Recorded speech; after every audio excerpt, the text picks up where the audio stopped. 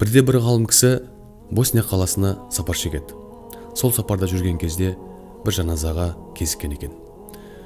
Жаназа оқып, мәйітті жерлеуге қабірге барған кезде қабірден бағанағы ғалым кісі керемет бір әтірдің иісін сезген екен.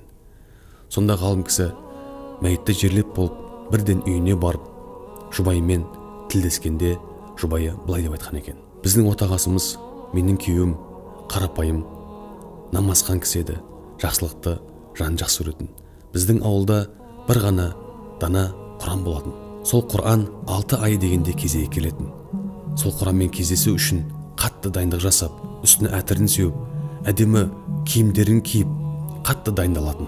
Құранды ашпас бұрын дәретпен Құранды ұстап, сүйіп және маңдайына басып, Құранды парақтап отырып, көзінен жас ағып, бұл я Раббым, сенің сөздерің ғой, Аллахым, бұл сенің сөздерің ғой деп парақтап отырып таң атыратын еді. Алайда ол кісі Құранды оқуды білмейтін еді.